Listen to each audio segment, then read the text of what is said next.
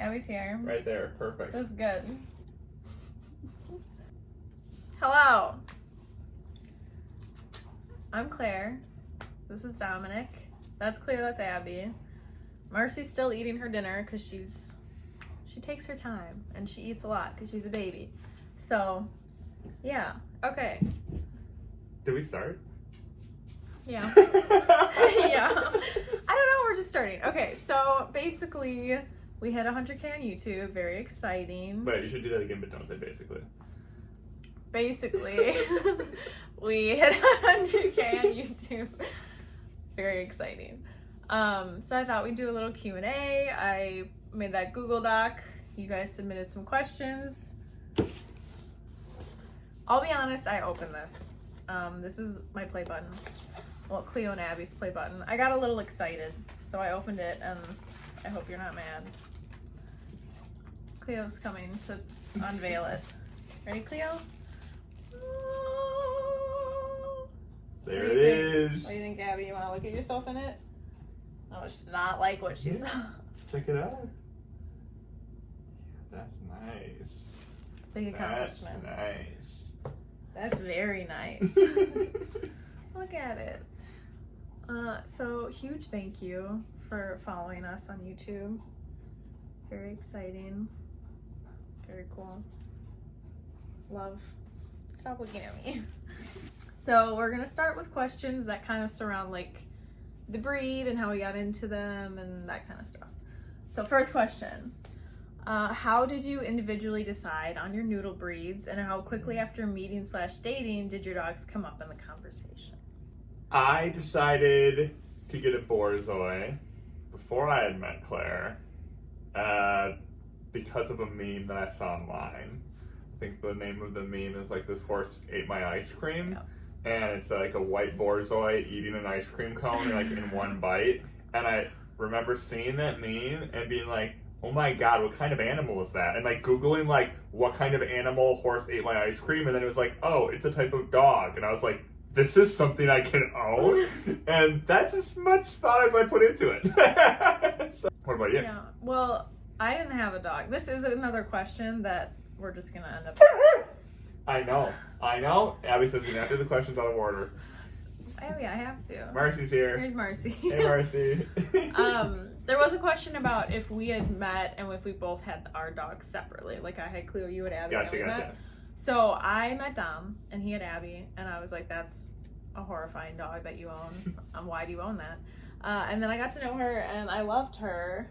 And then we talked about getting a dog for me because I was like, okay, you have Abby, you guys love each other. I want that. But I was like, she's a little big for me. Like, I don't want to get dragged into the woods. So then he was like, oh, Silken Windhounds. And I was like, what? And then I looked it up and I was like, yep, that'll do it. Quiet on set, please. Cleo, please stop biting your sister. Hey, can you come here? Come here. Cleo, come. Come here. Cleo, come. Come here. Cleo, come. Okay. What was it like raising a Borzoi for the first time? How many crimes have Cleo committed? And what inspired you to obtain another void horse? This is not one question. That's a lot of questions. This is 3 questions. Okay, we'll start with what was it like raising a Borzoi for the first time? Well, we can both answer this now. Well, you start, because you had Abby. It was very hard. It was difficult. Abby had really bad separation anxiety. I was working full time. The best example I can give when I say it was very difficult is that she would literally tear up my whole apartment every day I went to work, and I'm not exaggerating, it was every day. Like, I would be like, okay, I have to go. And at this time, I also don't have a crate that was big enough for her. She outgrew her crate after a week of having her. And I was like, I don't know, I'm in my mid-20s, I can't afford another dog crate, you're just gonna be free in the apartment. And I would close my apartment door to leave, and I would hear just literally tearing up the whole place, and I'd be like, I have to go to work. I'll be back in 9 hours. So that was really tough. Obviously not ideal for Abby. But yeah, I don't know. I guess I kind of learned on the fly, and she obviously has her quirks now. But I think it all worked out. What about Marcy? For me, I thought you exaggerated Abby a little bit. Because you were like, oh, a Borzoi pup is really difficult. And I was like, how difficult could it be? Because Cleo was actually like a really easy puppy. Yeah. In comparison. And I will say Marcy's really good now. Like, she's so easy. It's perfect. I'm so happy. There was like 2 weeks in this of having Marcy where I thought we were both going to lose our minds. Yes. And it wasn't even that she was that bad, but she was everywhere all at once. And it was like she'd wake us up really early and then we'd be like, okay, like, let's sit in the living room. We'll play with a toy. Let's relax. And she'd run into a room and like completely unpredictable. Like bite like grab a shoe and bring it in, and then she'd be in another. Like, she was everywhere, and we were so tired. And like, this is not for like lack of exercise. I feel like, yeah, you know, maybe somebody hearing this would think like, oh, well, they just have a bunch of energy. It's like, no, you walk them every day, you run them, and then it's like you come home and they're like, I think they get overtired then. Yes. And they're like, okay, now I'm just going to be even crazier. A lot of it, I think, was overtired, and I don't, correct me if I'm wrong for people who actually know more about the breed than I do, but I feel like growing pains are like a big thing for Borzoi puppies. Like, Cleo was she still was crazy, she destroyed some things, but I feel like there were periods of time where Marcy was just growing and she was just like, yeah, probably uncomfortable and in pain in her own body, but she was not so That's all we can pains. take from that question. Okay. That's all we have. It's been 8 minutes for 2 questions in. Is there a reason you prefer female noodles over male noodles? Yeah. Wieners. Okay. Is Cleo high energy for Silken? I think she's pretty mid. Like, I think there's a huge misconception that sighthounds are really energetic dogs. They are not. They have their spurts of energy. They'll do Zoomies, they'll go on an adventure, and then they sleep, and they're really calm. And I know I show a lot of Zoomies in the house, but that's like 15 minutes, and then there's like 8 hours of sleeping that I'm not showing. Yeah. So I'd say like she has energy when I need her to, and then she's pretty chill. Yeah. So agreed. I'd say medium energy. What are serious pros and cons of noodle ownership? Okay, I want to start with pros. Yeah, go ahead. Pros, adorable. Pros, adorable. They're so funny. Yeah, they're really I think funny they have dogs. Huge personalities. They have the perfect level of being active and being able to rest. Yeah. They're super sensitive in a way that, like, they're like emotionally smart dogs. So it's like really funny, like you said, like they have really good personalities, where I feel like sometimes I grew up with labs. I'm allowed to say this. Like, I feel like my lab growing up, you'd look at her and she was just always happy and there were no thoughts. Where I feel like sighthounds are very complex. Like, they have so many range of emotions, and it's really funny to like watch them go through those things. Well, and they're also like, the emotions are, I feel like, at times very illogical. Yes. Like every night we sleep in the upstairs of our house, and Abby sleeps next to our bed, and every night when she's ready to go to bed, she goes to the bottom of the stairs and then just cries for no reason. She can do the stairs herself, and I have to get up and walk to the stairs and ask her, do you want to go bedtime? And then she'll run up the stairs and go bedtime. But if I don't say that, she will just stand there and cry. So, yeah, I think that's an example of their quirkiness. Cons? I don't know. For me, the only con I really see is Cleo and Silkens have a tendency to be poop eaters, and that is a huge con. But it's definitely like a Silken thing. Like, Borzois don't really do it. I mean, recall, they're super fast and they'll chase things. That's definitely a con. Like, really can never have them off leash. If they see something, they may just chase it until it gets away, right? So, like, even, I don't know, I guess that's all dogs, but I feel like it's especially prevalent in sighthounds. They also, like, don't have much to them, so I feel like their legs get tore up, like, running through the woods. Like, it is very common for, like, when we get back from, like, a hike or something, that, like, Abby and Cleo, and I mean, not so much Marcy yet, but, like, their legs are all cut up because it's just, like, fur and bone. But not too bad. Like, we have friends who have Whippets, and Whippets have it way worse. Yeah. Because they have such, like, barely any hair, and their skin is so thin. Like, that's pretty bad. Yeah. But I feel like we find, like, it's all cut up, but it's, like, little cuts. Yeah. Yeah. Like, and it's not like a bloody horror. Yeah. It's like we find the scab, like, days later. We're like, oh, wait, what is this, like 2-inch long scab? Oh, you must have cut yourself when you were running through the woods. Yeah. So that's definitely a con. What else? They're pretty needy. But I like that. So I don't know if I would put that in con, but some people, I don't know if they're like cats. So it's like they're needy, but then they also don't like you. Yes, so then it's like kind of confusing, but. Honestly, that is like the best way to sum it up is like pro/con, they are very much cats. So if you love cat personalities, you'll love them. If you don't like cats and you like dogs, you may not like them, I feel like. I like that. How did you get your noodles? Did you adopt them from a breeder? And can you tell us more about the breeder you got them from? We did get them from a breeder. Mm-hmm. I think, I said earlier, like, I literally just went online and was like, Borzoi puppies for sale. And I found a breeder in the south. She was honestly very, very friendly. Other breeders I had talked to, they're like, oh, you never owned them before, so, like, we can't really help you, which is understandable. So the benefit for the breeder that I found for Abby was that she was, like, very open-minded in terms of, like, oh, I think everybody should have the chance to own these awesome dogs. Like, we had a, like, maybe 20-minute phone conversation, and she's like, yeah, I think that this would be a great fit. And I know other breeders have, like, more extensive sort of, like, vetting processes, and I think there's pros and cons to that approach. But yeah, so I guess, like, that's really as far as I had thought it, for better or worse. I was like, hey, this person is very nice. She shared a lot of helpful information, and she was willing to let me have Abby. So that was pretty much as far as I had thought. Yeah. Kind of a similar story with Cleo. Because I feel like if you're not in the community and you're getting into sighthounds the first time and you're talking to breeders, like, it's really daunting. And you really don't know what you're getting into or what you should be looking for. So when we got Cleo, we were just looking, I was like a part of a bunch of Facebook pages and a bunch of breeders were active on there, and I saw Cleo and I just reached out and I said, hey, we have a Borzoi. And I think because we already owned a sighthound now, we kind of bypass, like, there's a lot of like things for silkens now where it's like they personality test, they're doing all these things and you have to fill out these long surveys. And they were just like, oh yeah, like, you have a Borzoi, you're good to go, like, you can have Cleo. Yeah.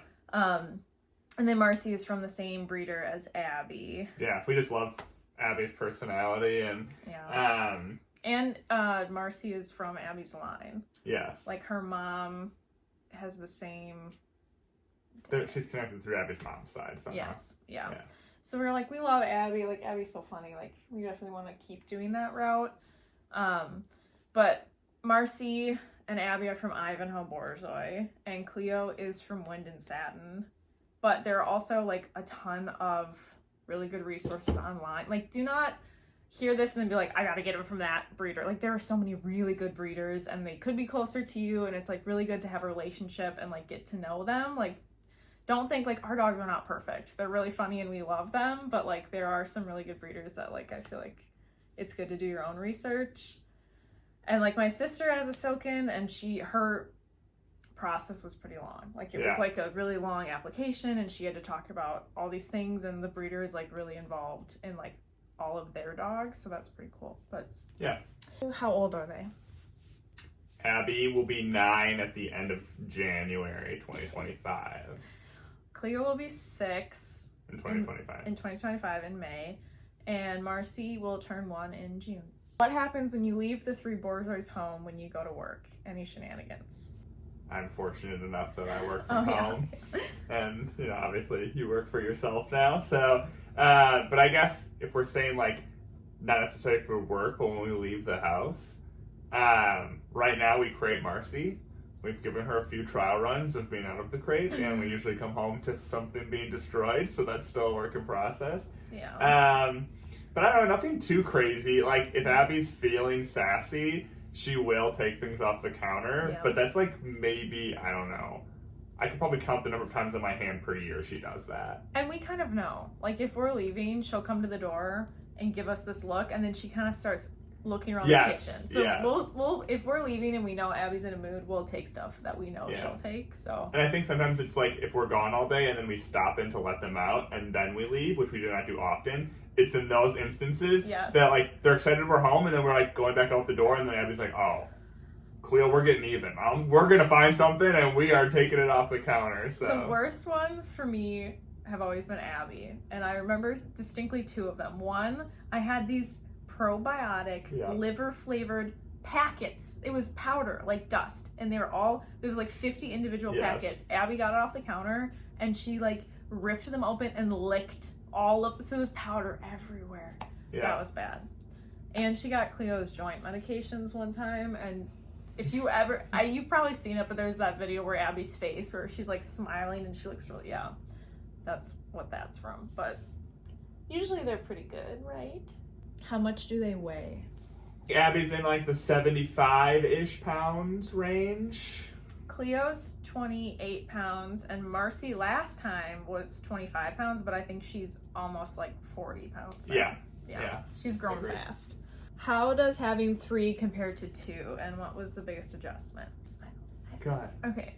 I think for me, having 3 in the house isn't that big of a difference because they all kind of have the places they like to sleep. So it's just like there's more dogs sleeping in the house. The biggest thing is taking all 3 somewhere and having to like watch them all. Like if we take them to a dog park or on a hike, it's so much more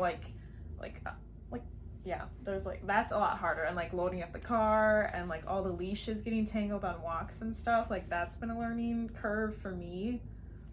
Yeah, like there have been days where we're like, hey, tomorrow we're doing 2 walks and we're spreading this out because we just like take all 3 and like, yeah, like you said, it's just like they're constantly like getting tangled or one wants to sniff and then the one's running ahead and you're literally like doing this. And it's like, obviously that's us like probably not being the best at training them to walk, but also dogs will just be dogs. Yeah. That's hard. I think adjustment, a lot more food. I feel like I have not figured out our food schedule yet. Yeah. Like I'll order too much food and we have way too many bags, and then I'll order too little and I'm scrambling, so that's different. Vet bills. We got Marcy, we were at the vet like every other week because it was like Marcy needed her shots, then the girls need their shots, and then Marcy had conjunctivitis, and then something else happened. We were like literally at the vet every other week, and that was a lot, but totally fine, I think. I don't know. I think that's kind of the biggest. I feel like it's been a big adjustment for Abby. I mean, you put it the best way. In the house, it's really no different at all. But doing any type of activity, or like we're even thinking about like if we want to like go on vacation, like getting a dog sitter for just Abby and Cleo. That's one thing. But now getting a dog sitter for Abby, Cleo, and Marcy, it's like, okay, who is gonna be willing to like come house sit / watch 3 dogs, right? Like that's a big ask. You know, that even though it's one more dog, that's still a big difference, I think. Yeah. Did Abby behave similarly to Marcy when she was a little baby void horse? In some aspects, yes. I think they're very clingy, which is very cute. And Marcy, I don't know if I would say Marcy is clingy, but she does like to like snuggle. Like if you like lay on the couch, she'll come lay on top of you. When Abby was a puppy, she was that same way, where she always wanted to sort of like be touching you. I think Marcy has a little bit of like the separation anxiety, but not like to the same degree that Abby did. But like even if like Claire takes Cleo for a walk, like Marcy has a meltdown. And like I was saying earlier, like the same thing when I left the house and I left Abby alone, like she would just have a complete meltdown. So in that way that they're similar, but I don't know. I guess that's I think where their similarities end. Their differences, it's like a different environment, right? Abby was like an only child, so she didn't have other dogs. Marcy has 2 older sisters. So like in that respect, I guess I can't compare them. It's like apples to oranges. Yeah, that's fair. Is Marcy gonna get as fluffy as Abby? Yes. Yes, she is on her way. I'm a little sad her rat tail is going away, but her butt flukes are so cute right now. They're like little curly tufts. Yeah, it's very cute. She's gonna be very hairy. I look forward to it. Do Cleo and Marcy get along better than Cleo and Abby? Yes. Yeah. I'd say Marcy coming in has made Abby appreciate Cleo more. Yeah. Like Abby will definitely choose Cleo over Marcy any day. So like there is like something there that made Abby appreciate Cleo a lot. But I'd say that Marcy and Cleo just play constantly, and they like literally constantly. Yeah, they have a lot of fun together. Yeah. Like they're in the backyard every day for multiple hours, just like wrestling and chewing on each other, where Abby doesn't really do that with anybody. Okay, but to be fair, Abby and Cleo used to play like that a little bit. Yes. More so outside of the house than in the house, but yeah. What are each noodle's general temperaments? Go ahead. Okay, so I'll just start with Abby. So Abby is a lover. She is like so sweet and so funny and like such a lover, but it's like in a crybaby way. Mm-hmm. Like she needs attention, but then you give her too much attention, and then if you stop giving her attention, she's upset about it. But she's just like really wholesome and just wants to be loved and hates to be inconvenienced. Mm-hmm. And she is very particular about her space in the house. She's a diva. She's a diva. See, you did it better.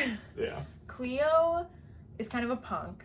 She is really smart and really funny and sassy, and I love her to death. But she also is like, I think she has like small dog syndrome. Like having Abby as an older sister, she's very like wants to be respected in the way, like she doesn't like to be reminded that she's small. Like if you pick her up and stuff, yeah, like if you pick her up and carry her around, she like gets mad at you because she's like, no, like I'm not a dog, you can do that too. Yeah. So she's a bit sassy, but in the best way. Like I really love that about her. And then Marcy is just so sweet. Yeah, Marcy gives probably 200 kisses a day. She just like loves to kiss Abby and Cleo and just like, I don't know, Abby, that's where she's different for me. Yeah. It's like she is constantly just like kissing and nosing and like wants to snuggle. You know. Yeah, it's really fun because Marcy is so different than Cleo and Abby, and Yes. it's like, it's refreshing and it feels like she fits right in because she like kind of fills that personality that we don't really have, and it's really fun to like, she's so resilient. Like she wants everyone to love her so much, and like she really loves Abby, and Abby's like, no, I'm not interested, but Marcy just keeps trying and keeps trying, and I think she's kind of breaking Abby down that way, and it's cute. Are these breeds easy to train? There's mixed reviews on that. I think so. Like, yeah, we probably feel differently. Yeah. I feel like no, you feel like yes. Well, it's like if you're training, like if you want them like really well trained or you're doing them for working, they're not the best dog for that because their attention span's really short. Like you'll train them and they'll be like, okay, I'm bored, or like I already have that figured out. I don't want to keep, like they don't want to work. Mm-hmm. But I feel like they picked it up. Everything I wanted them to learn, they picked up really quickly, and they do pretty well. But I will say they think about it first. Like they don't want to like do what you say. They kind of I was gonna choose. Maybe this is an exaggeration, but I feel like other dog breeds. I also grew up with labs. Like a lab lives to please its owner, where like these dogs, it's like you have to convince them it was their idea to do something. Okay, that's true. It's like, okay, they're independent, they want to do it for them, so you have to like convince them like, oh, you want to sit. Where like a lab is like, sit, and it's like, I would love to sit for you. Oh my gosh, I'm so glad you're asking me to do that. Whereas I'm like, why? Why should I sit? That is true. That is true. What do you guys do for jobs? You give them so much happiness and Zoomie time. Well, that's all you. That's all because of you. Yeah, so before I started doing content full time, I was an interior designer. I worked a 9 to 5. And that was a lot harder to give the dogs as much free time, but I was always like, I'm like, we gotta get out of the house. Like, we gotta take them somewhere. Because, like we said, they're very much, like, they'll tell you when they're not happy with you. And Abby is one to be like, you have to give me a walk or I'll scream. So we were still pretty active even when I was working full time. Yeah. But I just quit my job to do this full time the end of June, and that has been huge. Like, it's been so nice to be able to give the dogs kind of what I think they deserve and like get them out more and exercise them, and that's been really nice for me. But yeah, so I do this full time now, which is really cool. Yeah. And I'm a CPA, so that's really thrilling. And we can actually, this would probably be like a 30-minute block of the video where I can talk about being an accountant. No, I don't know. I'm a CPA. Yeah, I work a desk job. I'm fortunate enough I work from home. But yeah, I mean, I work 9 to 5, so all of the adventures are because of you. How did the Noodle parents meet? We met at a bar. Yes, old school. Not online, not through a dating app. In person at a bar. Yeah. Yeah. We can leave it at that. Did you both love noodle horses before you met, or did one of you open the eyes to their wonders? I had no idea. I had like zero knowledge of sight hounds. I think I had seen one greyhound in my life, But I just like, when I met Dom and Abby, I was like, what? What is that dog? Because he picked, okay, the first time I met Abby, he was like, let's go to a dog park together. So he picked me up, and I get in the car, and it's like a little bit of a lower, it's a Volkswagen, it's a little bit lower, and I get in, and then Abby's just like above me, and I'm just like, hi. Like, I was totally not prepared for Abby. Yeah. So Dom definitely. Like, I remember you like actually being like, oh, I don't like this. Like, Yeah. I don't like how this dog looks and that its face is like above me right now. Yeah. Like, Yeah. when we first started dating, there was one night I like slept over, and Dom was like, oh, I'm gonna go to work, like you can stay as long as you want. And I was like, sick, like I'm gonna sleep in, I'm gonna have a nice little morning.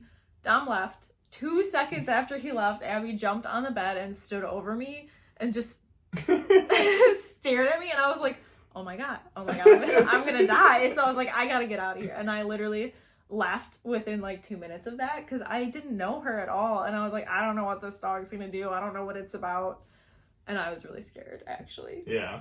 But now Abby stands over me all the time, and I feel special. So I think now sometimes I'm the odd man out. yeah. It's more like Abby's giving me a weird look, not the other way around. It's like, I want to hang out with Mom. Why are you here? Yeah. But no, Abby is a gift, and she has made me love sight hounds. Like, they are very special, and I hope everybody gets a chance to meet them or own them, because they are lovely dogs. What is Dom's ideal number of noodles, and what's Claire's ideal number of noodles? I think this is a trap. I think my ideal number, it's just messed up to say it. I feel like 2. Yeah. That's what I feel like 2 is the ideal number, even though I love all 3 of our dogs. It's just so easy. 2 is easier, yeah. Yeah, it's just everything so you do is easier. I mean, like, even like, I don't know, sometimes we go to like stuff in Milwaukee or stuff downtown. Yeah. And with just 2 dogs, it can be like, hey, I'm gonna go do this. Can you hold Cleo? Oh yeah, sure, this is no problem. Yeah. But now it's like, hey, I'm gonna go do this. Can you have 3 dogs? And it's like, no, I can't do that. Like, Yeah. I cannot control these 3 dogs in public. Like, I love having 3, but I definitely think 2 is like my happy spot. Like, it feels like we've had Marcy forever, and she's so perfect. Like, she fits us so well. But yeah, like, I don't really need a lot of dogs. Like, I want to be able to give them all of the attention and time, because I already feel like I'm not doing a good enough job, even when it was just Cleo and Abby, because they're so, like, they want Abby, what are you doing? Like, they want the attention. So I feel like I wouldn't want more. Like, I know some people that have a ton of dogs, and that looks really fun, but I just feel like I personally, 3 is my max forever, and like, I am happy with 2 in the future at any time, but agreed. 3 is pretty good. What prompted you to first post a video and then to keep it going? Okay, so when we decided to get Cleo back in 2019, I was so excited, and I was following a couple of Silken accounts at the time, and I was like, oh my gosh, I want to document my Silken, like, this is so fun.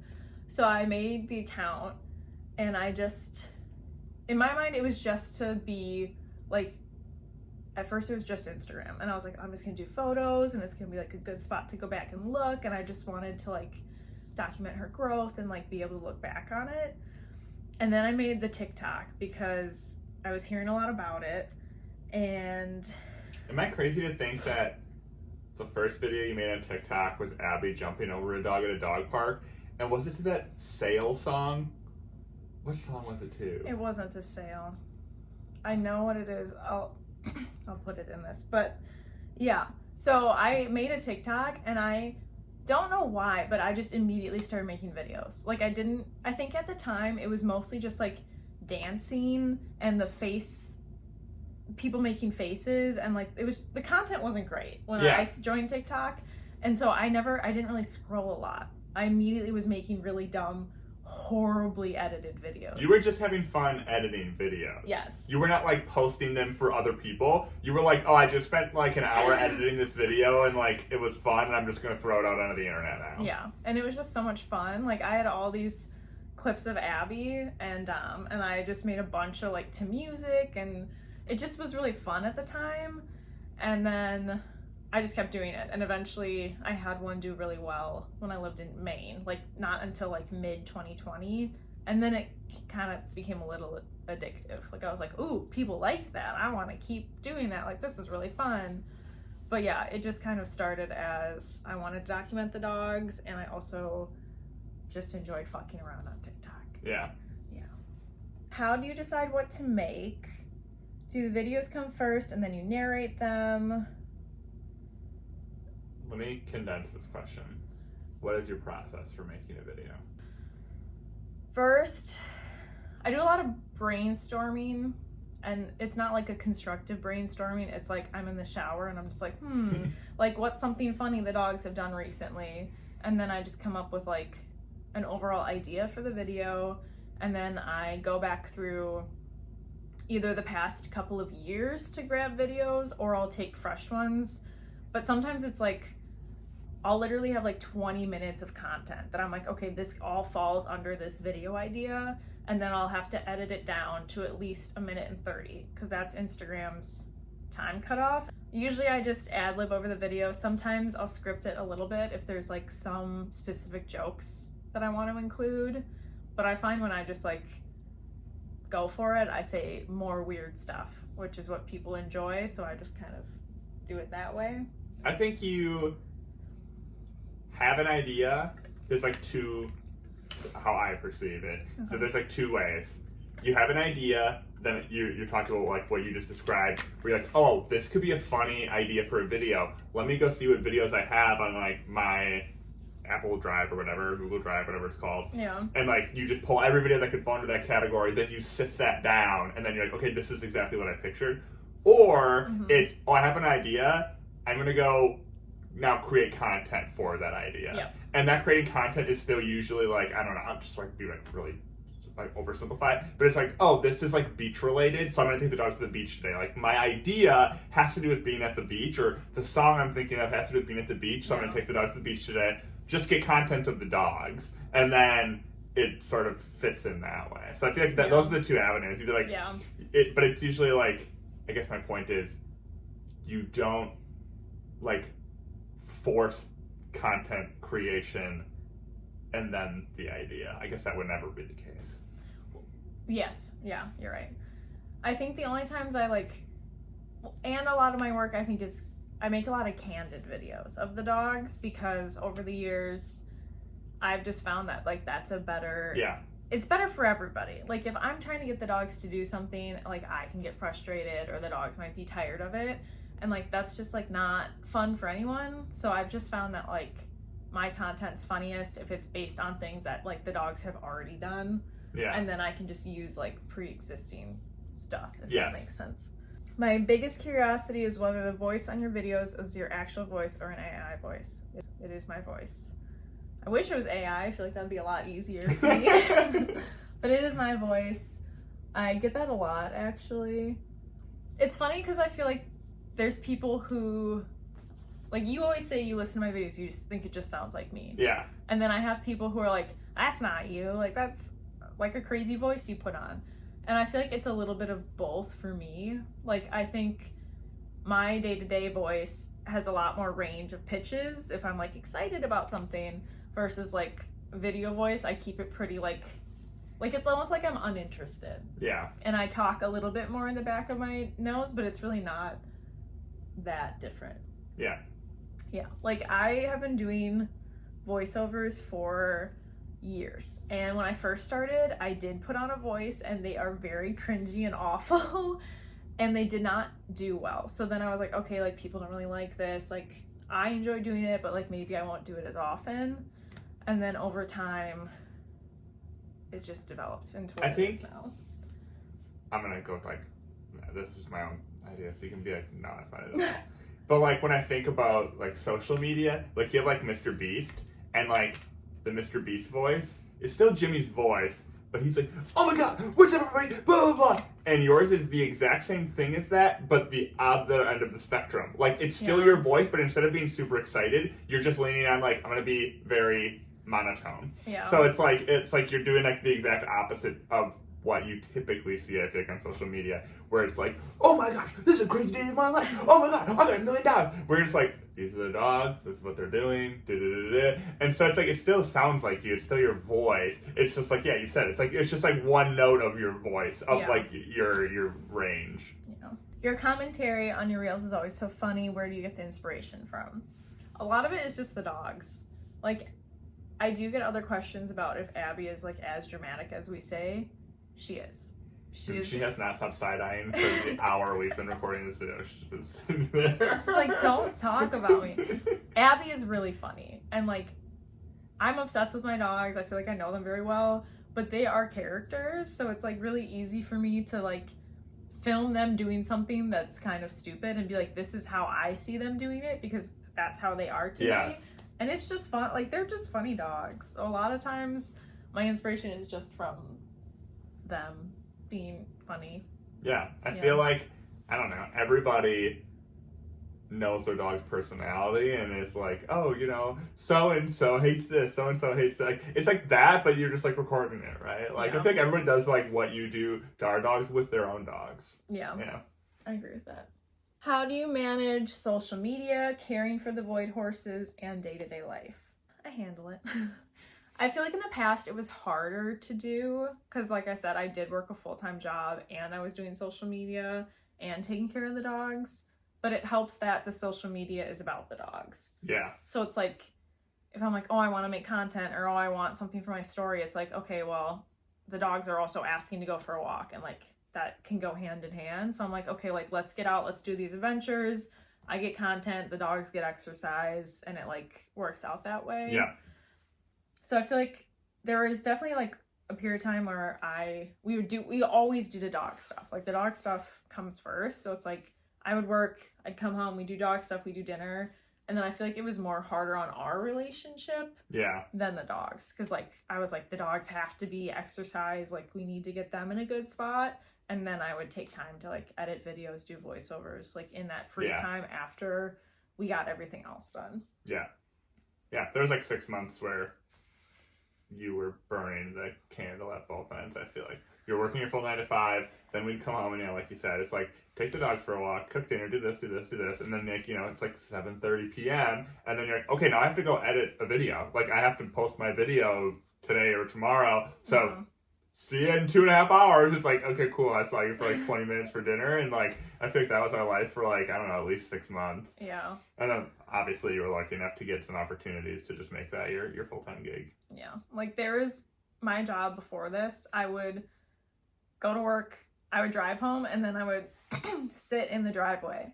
And I would do my voiceovers in the car, because I was like, okay, no distractions, no dogs. Like, I'm like, I can get it done quick, and then I'll go inside and I can be present. So I'd literally, like, pull up, and Dom would wave at me from the window, and I would sit in my car, and I would do my little voiceovers, and then I'd be like, okay, it's done, and then I could, like, move on. But it was a lot. It was a lot of juggling for a while. What's your biggest challenge when filming Abby, Cleo, and Marcy? Right now, it's that Marcy doesn't understand the concept of like staying or sitting still, which is just cute and funny. But that's why Marcy's always chewing. Well, not always, but in most videos she's chewing because she's like literally, you're just like giving her like treat. You're just giving her a bunch of treats, and she like doesn't think about doing anything else because she's eating. Yeah. That was definitely in the beginning when she was a puppy, but she's gotten a lot better now. Yeah. But I don't do, that's why a lot of my content isn't just filming them like sitting around, because like they're dogs. Like they don't want to just sit there and hang out. Like they want to be doing stuff. So most of my content is just, I film them doing the stuff they would do anyway, because then it's like, I don't know. Like I feel like I'm more of an observer of them. Yep. I agree, Abby. You okay? This is bullshit. Nobody's asked her a question yet. Abby, what part of filming is hard for you?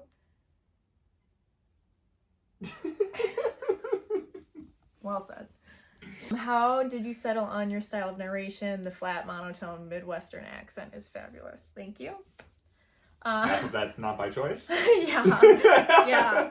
I have really bad allergies, and I talk out of my nose in general, so that kind of already existed for me, and I'm from the Midwest. But like I said, I've been doing voiceovers for a long time, and when I first started, I would do like I'd be like, welcome to a day in my life, or like something like that. And I was like, that's just like so not me. And I was really trying to do that.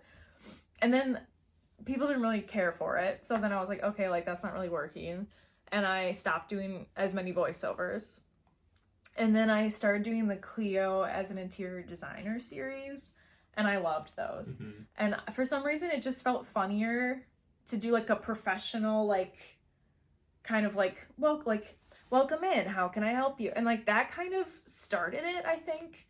And then I did. Yeah, I also feel like that added to like those videos being funny, and that like you were acting like it was normal. You're like, okay, welcome in, here's Cleo, she's your interior designer today, but obviously like it's a dog, so it makes no sense. Yeah. But it's like, you're like, I'm just gonna talk, like this is like completely regular, right? Yeah. Yeah. So like that started it, and then I did the how to con your Borzoi into taking a bath. And I remember doing that and thinking it was so funny. Like I just was saying the most bizarre things that would come to mind and just being like, really thinking like this is a normal thing to say and like keeping it really even. And that did really well. And I was like, oh, okay, people like that. And I love doing voiceovers. Like I'm just going to keep doing it in that style. And I feel like that's why it does so well for me, because it's like kind of my sense of humor and how I would want to do it anyway. So I'm just like glad it kind of works out that way. Like, I don't know, like it's definitely not hard to do that, because like that's, yeah, it's like how I talk, it's my sense of humor. And like, yeah. How long did you have Abby and Cleo before you started Cleo Longlegs? So we had Abby, and I started Cleo Longlegs when we were going to get Cleo. So we were confirmed we were getting Cleo, I think it was a month before we got her, that I made all the accounts. And I just like got them to document Cleo basically. And I didn't post as much about Abby at the beginning, because like for like the first few years. Yeah, like at the time, like we were just dating, we'd only been together like a year and a half, and I didn't feel comfortable being like, here's Abby, because I was like, if we ever break up, like that'd be kind of embarrassing to be like, here's this account I run about my boyfriend's dog, and then she's not in it anymore. So it wasn't until like there was a period of time where like I moved to Maine for a little bit, and then when I came back, we kind of were like, okay, like we're gonna get engaged, we're gonna get married. So I was like, okay, I'm gonna include Abby in earnest now, because I know we're gonna be together forever. So and there was a brief period where you had made an account for Abby. Yeah. For me, and I was like, oh, this is so fun. I did it for like a week, and then I was like, I can't do this. I was like, this is way too much work. And then I think you were kind of like, okay, they both have an account, and then you were like, I'm just gonna put everything on Cleo's account, whatever. Like it wasn't like a strategic decision. It was literally just like I'll just post Abby videos sometimes, and who cares? And then I feel like, yeah, and it's definitely grown from there. Yeah. How much revenue do the noodles bring in? Were you able to quit your jobs to spend all your time with them? I was able to. He was not. It is the dream to be able to make enough money that Dom can quit, so then I can force him to do noodle activities all day long. But right now I make about as much as I was at my full-time job, doing Cleo stuff full-time now, which is insane, because I will say I've been making content for 5 years, and I think over the last 4 years I've probably made a total of $3,000 over the last 4 years. And then this past year, like I got booked to like a management company, and like all the brand deals from that and the merch sales. And like, because my accounts are finally big enough, like TikTok and YouTube pay money for real views, like now I actually make money. So then it was actually a real job I could pursue. Like something I definitely learned that I didn't know about content creation, which makes sense now. Like I feel like maybe it's kind of common knowledge, but it's like busy season for content creators is the holidays. Like everyone wants to get their stuff out there, so people are buying it for the holidays. But like the beginning of the year, apparently, I mean, this will be my first time under contract at the beginning of the year, but apparently like you don't get a lot of deals because companies are like figuring out their budgets and figuring out their marketing. So it's like you make a bunch of money and then you kind of have to sit on it because you might not get something for months. So yeah, it can be pretty unpredictable. What's each of your favorite videos you've made for the account? I have a lot, but there is one that comes to mind all the time because I was very proud of the editing. I'll pull it up, but it's like one of Cleo doing zoomies like back and forth all over the place, and it just like very fond memories of like all the hiking that we did together, and like I don't know, there's something about that video. I've watched it a million gazillion times. Yeah.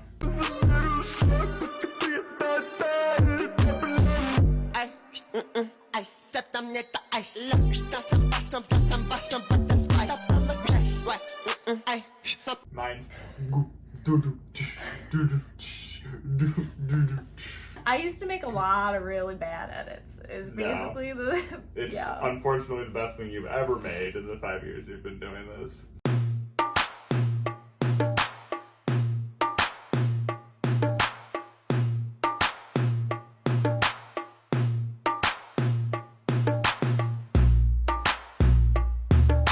What made you start narrating your dogs? I don't know. I just kind of like, I feel like it was popular to do like a day in the life of dogs, because I started doing those narrated videos in like 2021.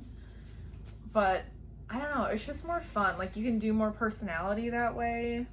And I kind of like the storytelling of it. I don't know. I just kind of like doing it.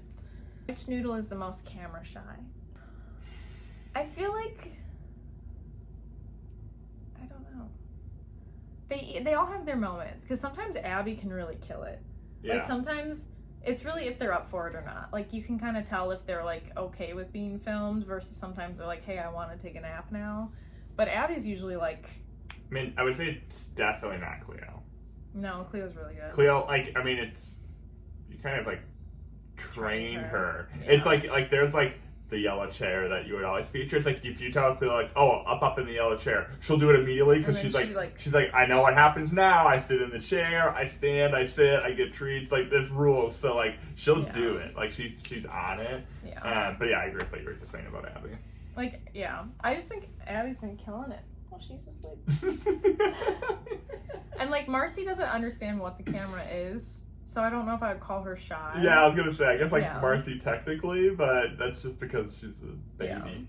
Yeah. Okay, what's grooming like for the noodles? I see them get baths fairly frequently, but what about brushing their coats? How often do you brush them? How much do they shed? So these dogs, I think a common misconception is that they have to go to a groomer, kind of like a Labradoodle. Like those dogs have to go every 6 weeks to get trimmed. We have never taken our dogs to the groomer. And that's not like lack of taking care of them, but like their coats are pretty self-cleaning. Like it's... Yeah, and I guess, I don't know the term, but their coats just grow as long as their coats grow. Where like, I've had dogs, or like a Labradoodle, their hair will just keep growing and growing and growing and growing like human hair. Yeah. That like you have to cut it to keep it at length, where like it just grows to and the length and then stops, And they don't get... They do get a lot of baths, but it's mostly Cleo, because Cleo rolls in a lot of stinky stuff. But it's like, I think in summer, it's usually like a bath every 2 to 3 weeks. If they're like really muddy, it really depends on what they're getting into. Yeah. They don't really need, like if they were just home, not getting into mud or dead things, I think it would be like once a month they would need a bath. They do shed a lot. To me, it doesn't feel like they do. Like, I don't really notice it, but they do. They do shed a lot. Claire tries to minimize it. She's like, it's not that bad. I'm like, it's bad. It's bad. Our carpet is, you could like, and there'd be hair. Yeah. Like, we vacuum a lot. It's not enough. But brushing them, I'd say we brush Abby like once a week or so, but it's more so because she likes it, not that she needs it. Like, we're not like shedding her or anything. It's just, she likes it, and her butt floofs can get tangled sometimes. Yeah, so they get like, matted. Yeah, we'll brush that.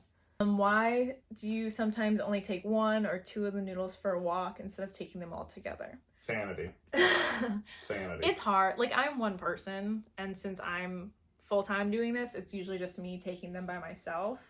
So, yeah, I can sometimes only manage 1 or 2 dogs, and it depends on what we're doing. Like if there's a hike that I know is safe for all the dogs, or like a dog park, or like sometimes I rent a private dog area and I know I can take all 3, I'll take all 3. If I'm going on a hike that I know Abby is crazy about because there's squirrels and there's deer and she'll be nuts, I might just take Cleo alone because I can't handle it. So it's like, kind of depends on the hike, it's the just day. not safe, right? Like, yeah. And like some pairs are better together. Like Cleo and Abby are really reliable, and Cleo and Marcy are good together. But I've never taken Marcy and Abby alone, and I don't know if I will. Yeah. Anytime soon, because I just like Abby can be unpredictable with me. Mm-hmm. So I usually like to have Cleo with her because they like work really well together. But yeah, you definitely come home from some Abby trips of like, Abby was really acting up today, and I'm like, yeah, it's probably because, you know, I mean, for lack of a better term, it's like I wasn't there. So it's like she's kind of like, oh, Dad's not here. I can kind of get away with a little bit more. Abby takes me for a ride. She knows what she's doing. How do you keep ticks off them when hiking in the woods? We have them on a topical tick med that just goes on their neck, and honestly, it works really well. I know a lot of people say they also do that and they have problems. But I find like I see ticks crawling off of the dogs to get away from it. Every once in a while we find a tick on Abby, but I think it's... So like I would like once a year. Yeah. With doing the topical. I also have this like flea and tick spray that if it's like a really bad tick season, I know I'm going into dense woods, I'll like spray their coats and brush them quick too on top of it. But I feel like at most I've maybe pulled 5 ticks off of Cleo on a bad hike, but they were all crawling off of her. They didn't bite her. Yeah, like they're never like really latching on. Like they all kind of leave, so maybe we're just lucky with that. But do the noodles have favorite places to have adventures? I would say Abby's is either the beach or the dog park that we go to that has like a big field of tall grass. Yeah. She goes nuts.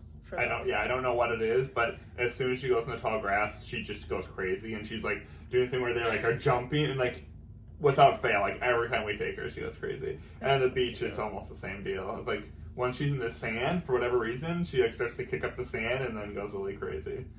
For Cleo, I think it's like trails.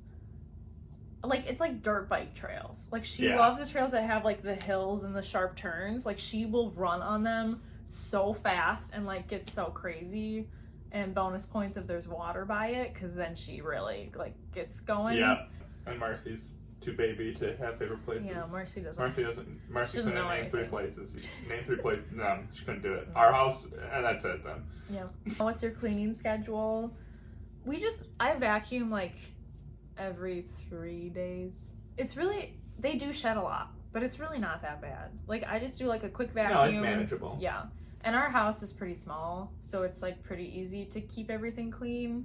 So I just do a quick like, okay, main floor, vacuum, put all the pillows and blankets back. Like, yeah, it's not too bad for us. Have they had any health scares? And if so, what happened? Have they cost much in vet fees so far? Cleo has had conjunctivitis and worms. More times than I can count. At least 5 times, and that was a nightmare. Each. Yes. That was a nightmare, and mostly when she was younger. I think 3 and down is when she had it all, because she was like really into poop eating, and that cost good money, because then we'd have to also deworm Abby just to be safe. I wouldn't really call that a health scare. Yeah. I don't know. They're really healthy dogs. I think everything that's happened is either, knock on wood. Like Cleo went in the river one time and stepped on like glass and cut her toe, like skin between her toes. That was awful. Gross. But that was just like an incident. Yeah. And Abby had an eye growth, like a little like cyst on her eyelid that had to get removed. But honestly, they're not like anything actually scary. Yeah. Like there have been urgent trips to the vet, but never emergency trips. Yeah, one time Abby got bit in the face by a squirrel. Yep.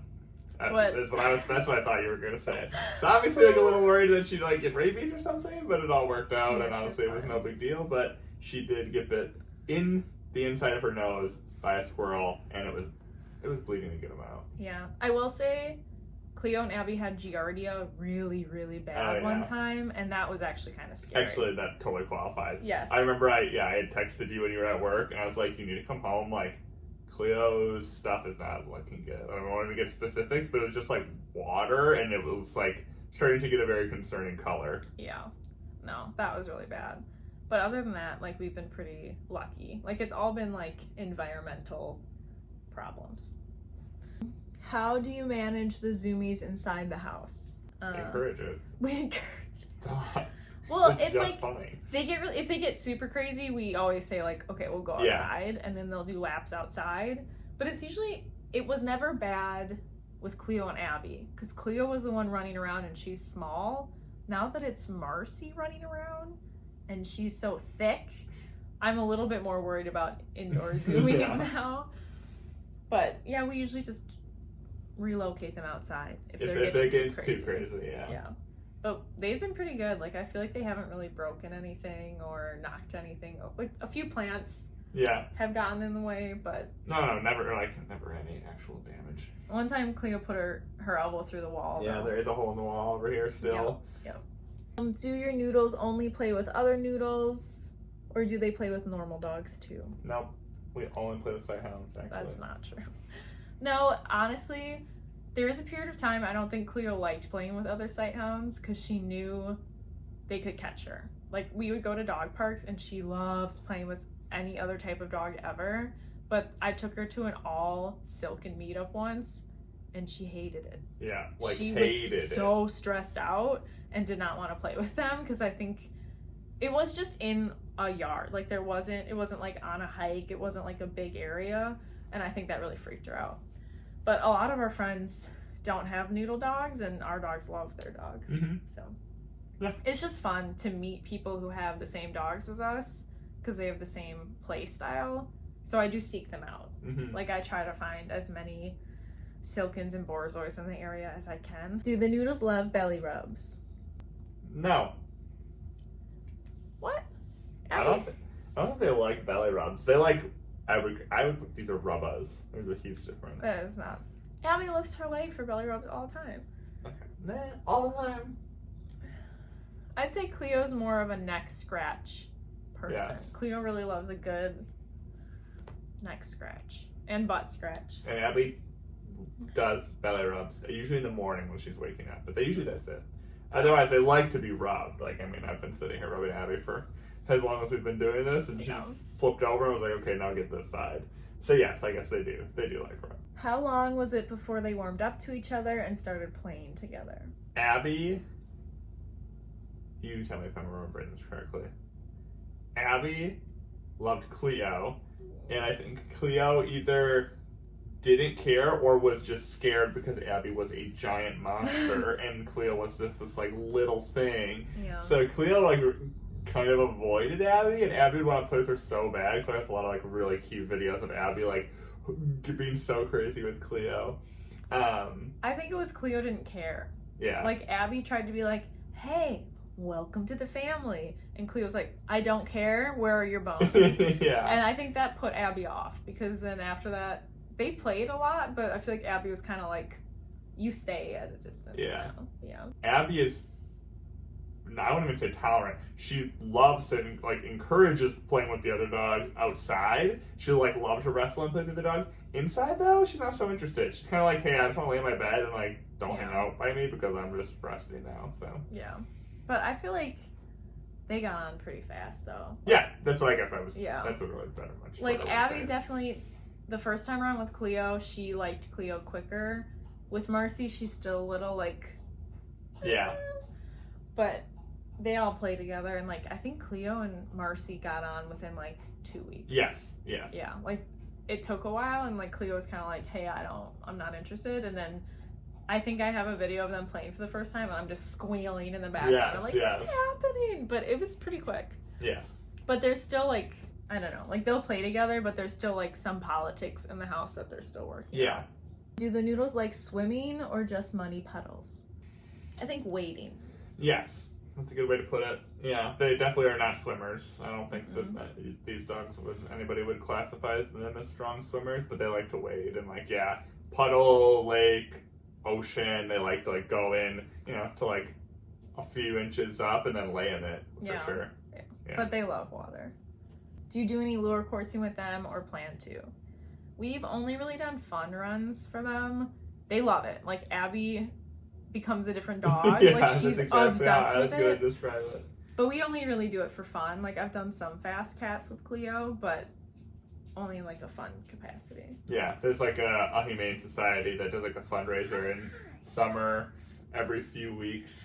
They like it's like $10 and your dog can run once. So we'll try to do that. And yeah, Abby absolutely loves it, but not like professionally or competitively, I guess is the word. Not competitively. Marcy hasn't done Just it yet. Floating head right now. Yeah. Marcy hasn't done it yet, but I think she's gonna love it. Cause we have like that horse whip with the plastic bag on the end for her to chase, and she is obsessed with it. Yeah. So I think she'll be really into it.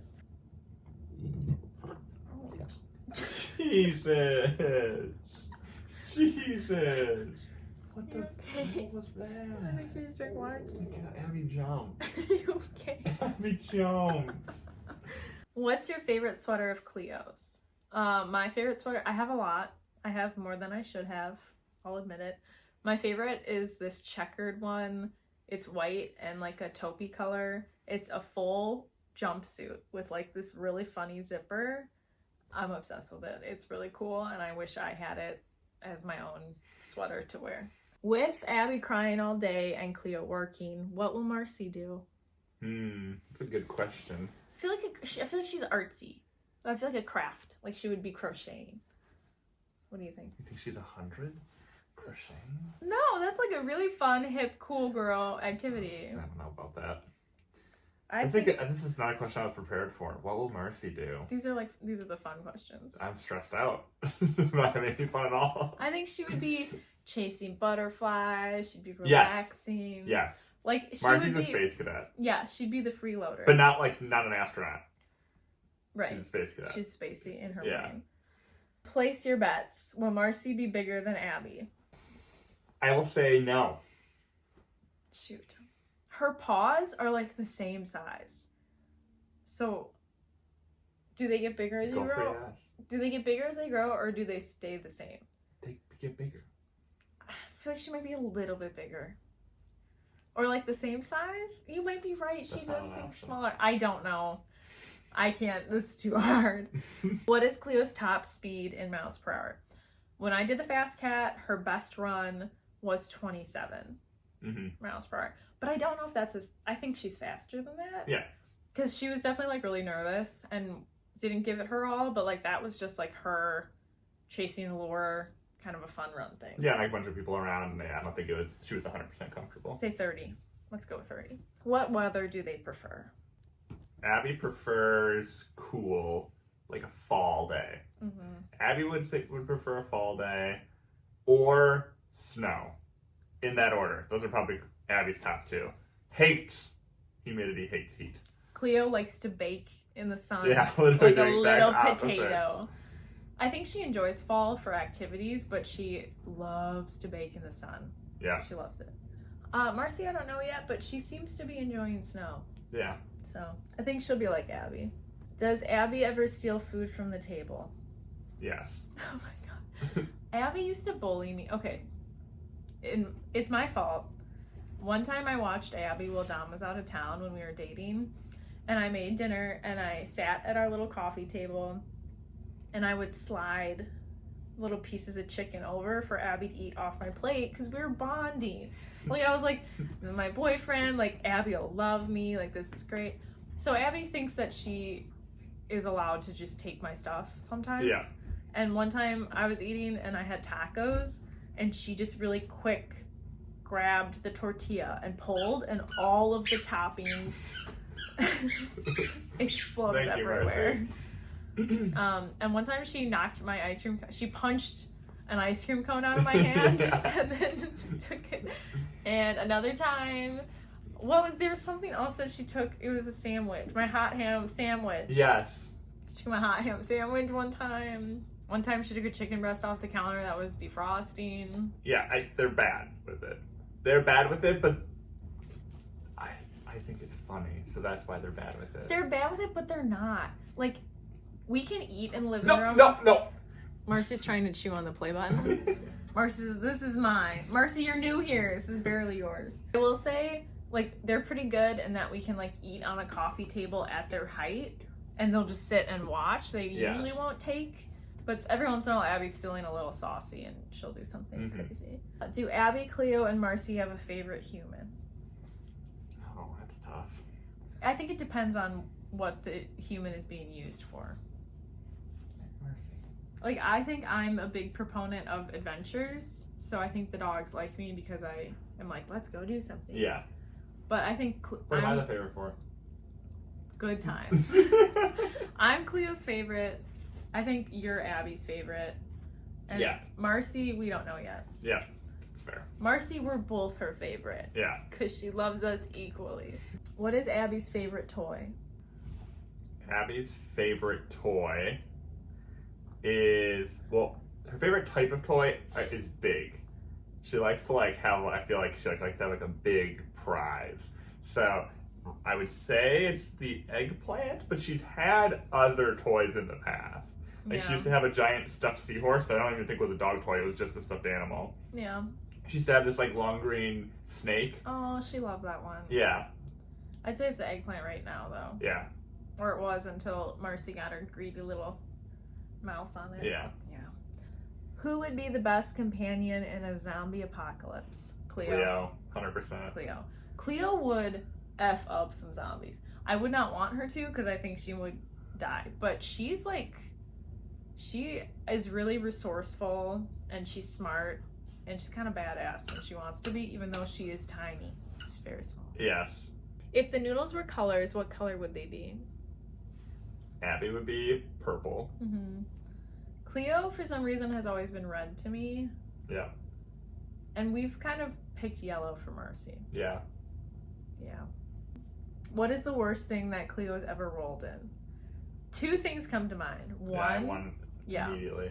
One is she was gone for 3 minutes. I could see her, but she went off for 3 minutes. She came back and had fish guts, fish scales, all over her harness, embedded in her fur. It smelled so bad. I drove home with all the windows down.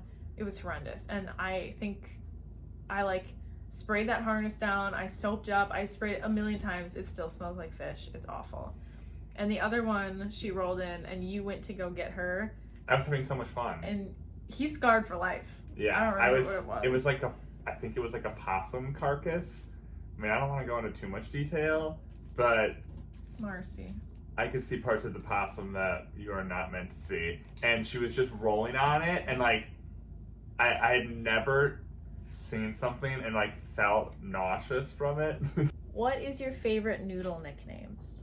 I like calling Cleo Beepo or Cleebus.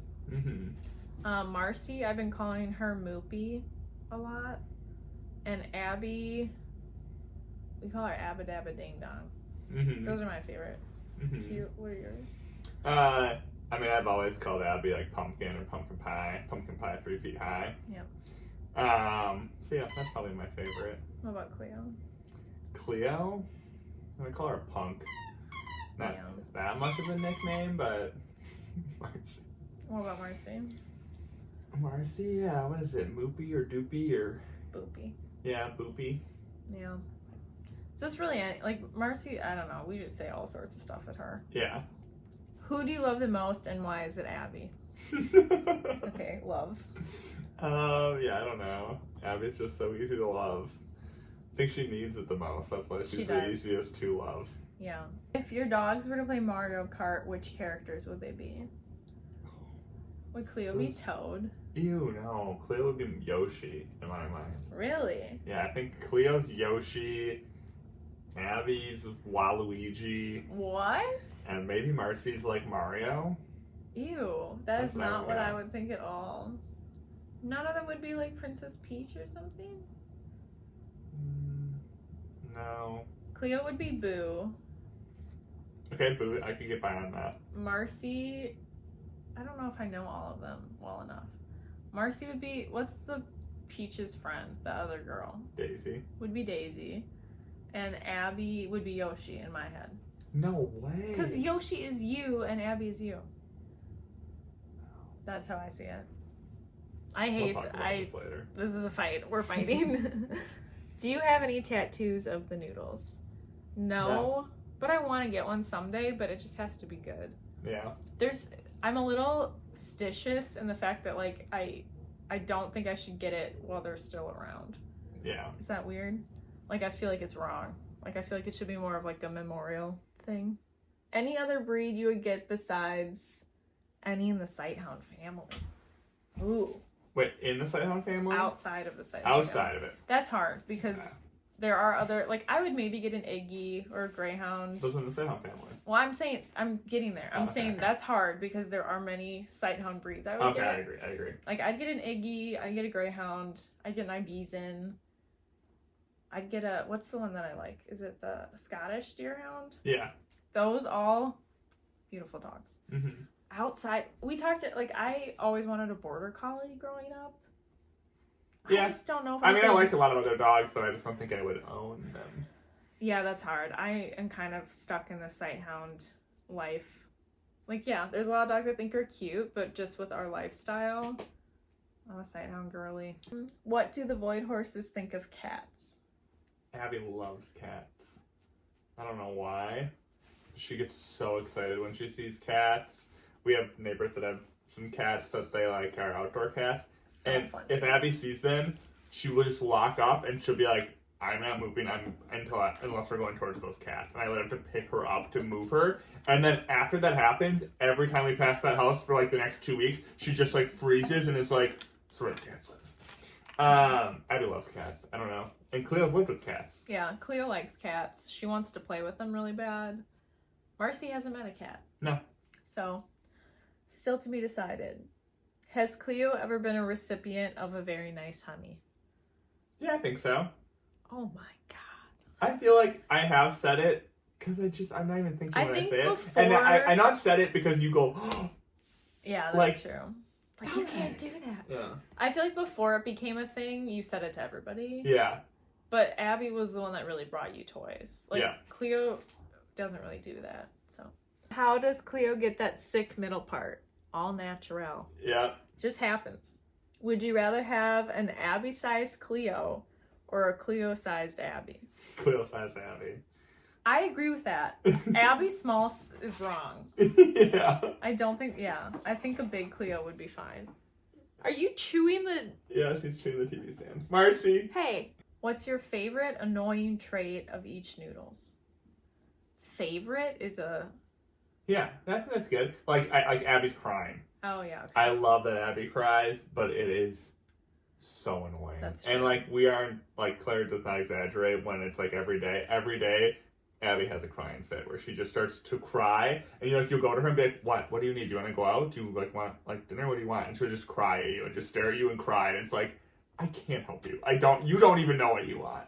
So, yeah, that's my favorite Abby trait. Cleo?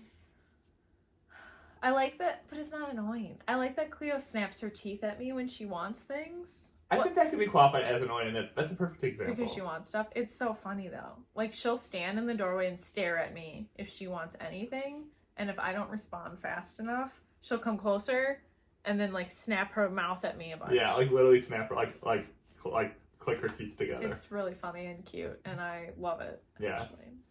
Marcy, I think the annoying thing she does is stand on top of me with all 4 feet. It's really funny, but she's gonna kill me when she's full grown, I think. Yeah, I mean, when I let Marcy out of the crate in the morning, she has to sprint to the bedroom and jump on you. She will not do anything else, and it's like, she's so slippery, like, I cannot contain her when she's out of the crate. And she does every morning, and it is very annoying. And it always creates chaos.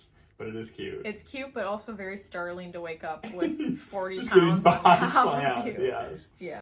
Did Abby have thick ankles when she was little? I got Abby and she was already 6 months old, and I never had a Borzoi, and I just kind of felt like, oh, this is already a whole dog, so this must be it. But then she kept growing, obviously. So, like, I didn't notice how thick her ankles were, but now that we have the end result, looking at Marcy, you can be like, wow, her legs look really weird right now. Yeah, but she probably did. Why did you decide to give them all human names? I guess, we kind of did decide, but Abby's name is Abilene, and that was her name from the breeder. I just liked it. And I Yeah. thought Abby suited her, so I just kept Abby. So I think for me, I always grew up with dogs that had sorry. people names. Like my lab growing up was Emma. And so I feel like if you grow up in a family that has dogs named like Tater Tot and Goose and stuff, like I feel like then you're like, okay, dogs have these fun names. Tater Tot just catching strays. No, it's a good name, but I'm just saying, like, if you grow up with dogs that are, like, there's dogs that are named like Latte. Yeah. Like stuff names. If you grow up with that, I feel like then you do that. And like I grew up with an Emma, you grew up with Rosie and Bella and stuff, so I feel like human names are more normal for us. Does Abby have a witching hour? If so, when does it commence? When does it end? It is less now, I feel, because she's getting older, but without fail, it used to be 7 p.m. Every night, 7 p.m., didn't matter what we did that day, didn't matter what she had for dinner, at 7 p.m., wherever she was in the house, she would come find us, and then it would just be like she had the Zoomies and would bark, it would just be crazy. Like, and like, it'd be like, what's happening? And then you'd like look at your phone and be like, it's 6:55, that's why, why. Because it's 7 p.m., and for some reason, and I think it had to do with like, when she was younger,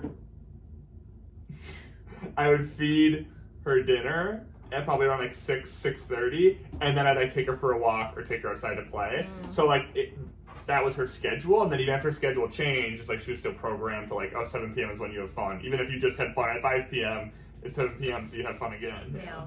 How often do you worry that they'll kill you both, bury your bodies in the backyard, and then try to live their lives as you disguised in trench coats? I worry more about that with Cleo, I think. Yeah. Like, Abby couldn't live without you. Yeah. But I feel like Cleo would think that's fun. But I don't worry about it too much. Not zero. Never zero. Yeah. Who wakes up first in the morning? Like us? I think with the dogs. Marcy. Marcy, yeah. Cleo is not a morning dog. No. Like, I will make plans with friends. I'd be like, all right, let's meet at the beach at 8. I often have to carry Cleo from bed to the car because she refuses to go. Yeah, and like you'll try everything. Like, oh, do you want to go for a walk? Do you want to go for a Nothing. ride? Do you want to, yeah. But once she's there, she loves it. But she is not a morning person. Do people stop you in the street about your dogs? Yes. I think... it's like... Marcy. It's funny because I had my first viral video on TikTok. And I literally had 2,000 followers on TikTok. That's it. And a woman did a U-turn to say hi to me and Cleo. She's like, is that Cleo? And I was like, it's happening. I'm famous. And then it didn't happen for like 3 years after that. It was like such a weird coincidence, but she just like lived in the neighborhood. And I guess just stopping them just because the dogs that they are, 9 times out of 10, maybe even more than 9 out of 10, like 9.9 out of 10, we're always stopped for Abby, never stopped for Cleo. Yeah, no one sees Cleo. We get stopped a lot, like you said, yeah. Like, we always get stopped because people ask what kind of dogs they are, and that's my favorite, because then we can all be like, oh my god, dogs, it's so fun. Yeah.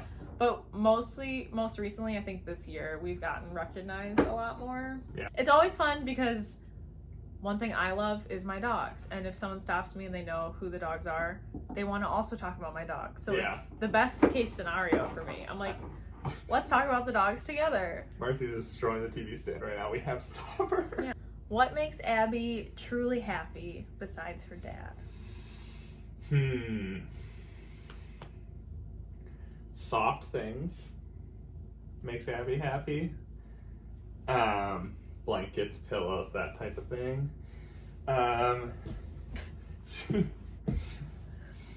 Solitude. Solitude makes Abby pretty happy, I think. Yeah. I think running makes her happy, and body slamming Cleo into the snow. Yes. Actually, yes.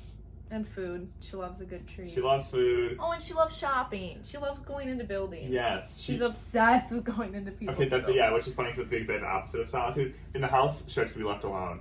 When we take her out of the house, she loves to meet people and is so excited. And if anybody's like, a dog, then she's immediately like, oh my god, I'm so excited. So yeah, that is really cute. That's a good one. What was the answer to the most recent mystery? Okay, so what happened was Marcy brought her bone in here. She spent literally 15 minutes burying that bone in the bed, like shoving it in the corner, taking it out, shoving it in the corner again, pushing it with her nose. She buried it. She left the room. She came back in, got the bone, got really excited and was running around so excited, throwing the bone around. She was so excited she ran out of the room to get water and forgot that she dropped it there. And then Abby walked in, found it. And then Marcy came back in and was confused about Abby having a bone, but didn't think it was hers because she thought it was still in the bed, even though she grabbed it herself. Yeah. So she had to come back in and check if her bone was in the bed, and it wasn't because she moved it herself. How do you keep the fame from inflating their egos? Cleo doesn't know. I feel like Abby kind of knows. Yeah. Like, I feel like she goes out and she kind of, like... Abby has always been kind of a character, though. Yeah. So I don't think she, like, acts different, you know? Yeah. Like, everybody in our circle has always treated Abby like, oh, there's Abby! So it's like, she's like, oh, everybody in the world gets this. You know, like, if people do see us, so it's like, she's, like, being treated the way she's always been treated, so it's not different for her. That's really funny. Yeah. Very true. Do the noodles love you as much as you love them? I hope so. Yeah. I love them so much. Yes. I honestly have nightmares all the time about something horrible happening to them and how life would not be worth living for me. So that's healthy. I love them a lot. They're just like, I mean, I do everything with them. Like, I hike, my job is them, my home life is them, my laughter, my joy, my reason for living. They're just so good. Like, I hate to be those people, but like, they are like children to us. Like, we are at their beck and call. Mm-hmm. So I love them a lot. I don't think they would do as much for me as I do for them. So maybe it's more one-sided. Hello. Cleo! Good morning. Cleo's here. Okay, that is the majority of the questions. We tried to do as many as we could. There were a lot, which I so appreciate that people care enough to ask us questions and care enough to follow us.